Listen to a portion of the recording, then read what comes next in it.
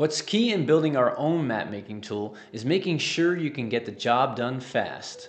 Introducing our mountain tool here, I want to start this devlog by comparing how long it used to take to make a basic mountain map and how quick I can get it done in the current version of Nimblehold. After that, I'll dive into what the tool can do right now, what still needs work, and where we're taking it next. On the left side here, you can see the old workflow, using multiple tools, carefully mapping things out just to get the right layout. Any small adjustment meant going back and repainting huge chunk of the terrain.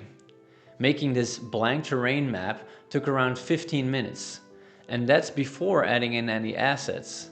In Nimblehold, I can build a complete battle map, terrain, assets and everything in roughly the same amount of time.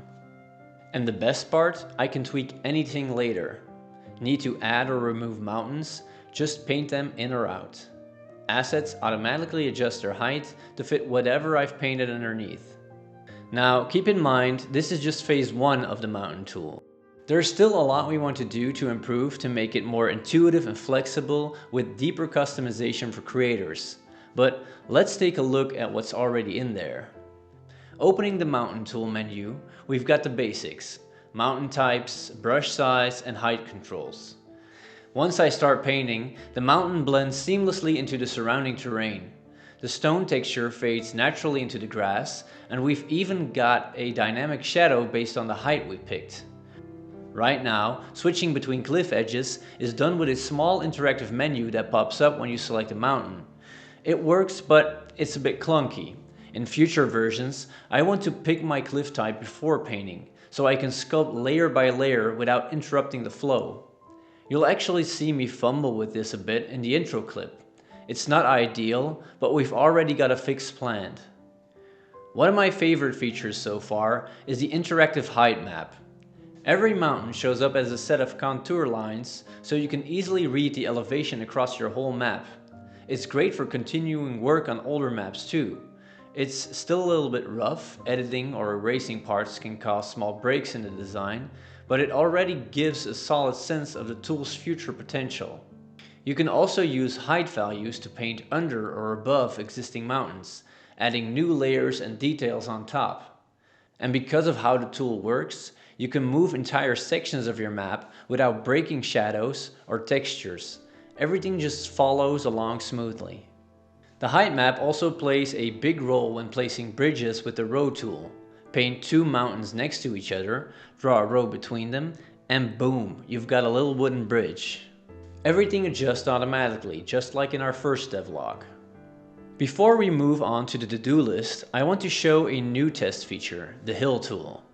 It lets you pull up terrain without needing cliffs or edge paths. Shadows still need work, but it's a solid preview of how flexible the tool will be once it's done. Speaking of what's next, there's still plenty left to add. The UI you're seeing here is still our internal dev mode, so the final layout will be much more user-friendly. For example, the current cliff to terrain transition is a bit unwieldy. In the finished version, I want players to adjust how rocky or grassy the top of a mountain looks in real time, without digging through menus. Terrain will still tie into biomes, desert, swamp, forest, etc. But I'd also like you to be able to customize colors and textures even within those biomes. Down the road, we're also planning a slope tool, which lets you brush natural slopes onto mountainsides. It'll combine the hill and mountain tools into one smooth sculpting system. And finally, the big end boss of this system, the dungeon tool. You'll be able to carve deep into mountains and build dungeons directly underneath your terrain. It's ambitious, but it's a crucial step towards building the ultimate tabletop RPG mapmaker. That's it for this devlog of Nimblehold. I'll be posting shorter updates in YouTube Shorts, and we've got more long-form devlogs planned soon as well. Thank you for watching, and see you next time.